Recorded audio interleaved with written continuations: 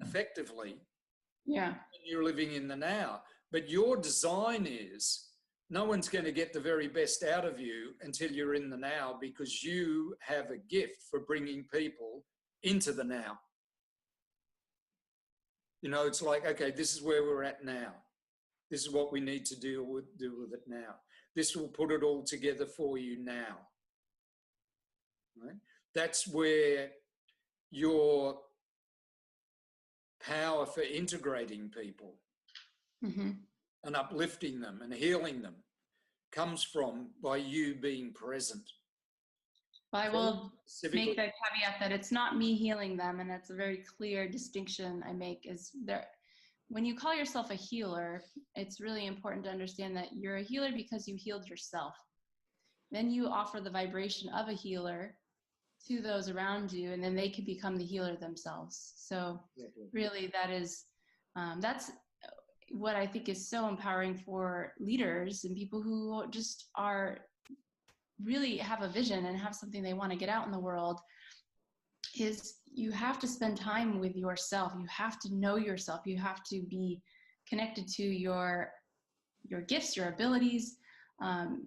This is what I see a lot with people, is that they get so caught up in what is out there to tell them, you know, to do this, do that, go in this direction, you know, market this way or structure your business this way. And while it might be great for you, but if you don't truly know who you are and have an awareness and how to use your own intuitive abilities, turn on your extrasensory abilities to discern, then you can end up wasting a lot of time and creating a lot of frustration, I think, in your life. That's what I've noticed. And yeah, it just becomes apparent to just, why not do what you really enjoy and really love, learn what that is and follow that. Because, you know, for me, I didn't think I could actually do work as an intuitive or as somebody who is extrasensory, because I thought this was just this weird thing about me, but I didn't know how to bring it into what I did. You know, when people find out that I hear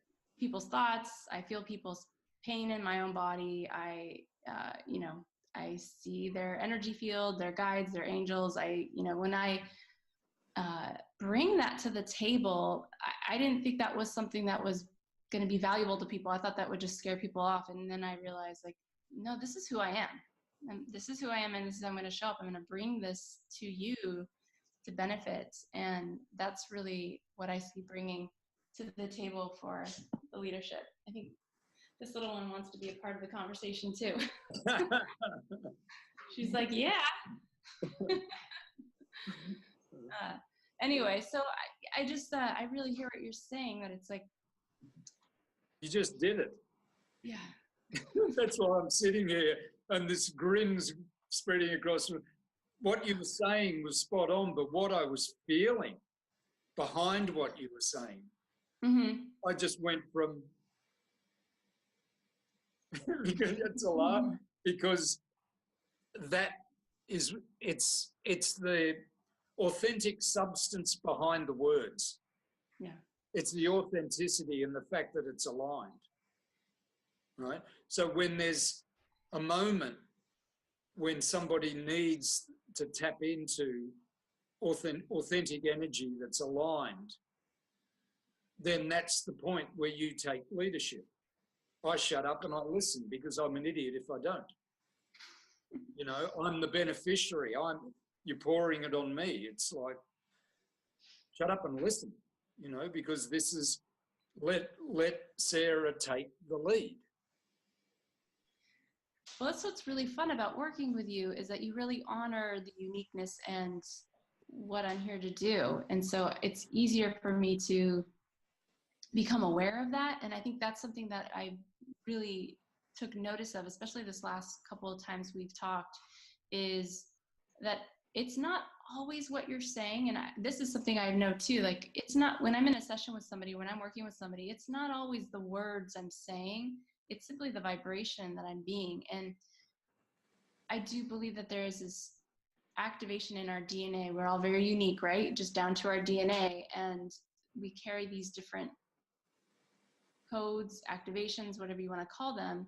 And once you're in presence with somebody, they will literally shift and rearrange that and activate what is potentially dormant in you. And I feel that that's what is really great when I'm with you, is that my ideas that are very up in the cosmos and out there become more practical. They become more like, okay, well, how do we do this here on Earth? You know, what makes this something that people can actually sink their teeth into and benefit from? Well, you just described my job. Mm-hmm. And the other thing that I love when I'm working with people is the times where I'm talking to them about it and describing it this way, that way, looking at it, and they're getting a sense for it, and then they turn around. That's why I work with people over time. Like in master design, I spend 9 months working with people. Yeah. And there comes a point where they've heard enough and they start feeding back to me the way they operate in one sentence, which I've spent 5 minutes trying to describe. And it's like they become better than me at doing what I'm trying to do or what I am doing.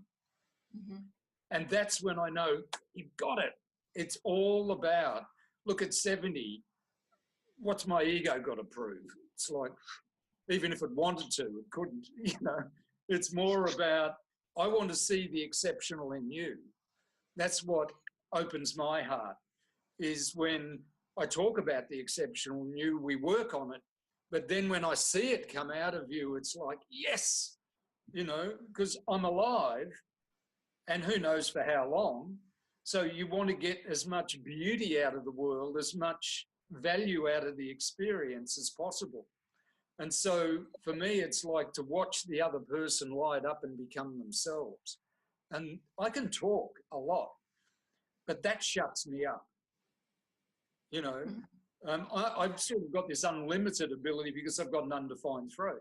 But when the other person really shares their true self with me, it's just zip it, shut up and listen and let it in, you know, because that's the focus of my work. My legacy will be your greatness coming alive in the world. Yeah.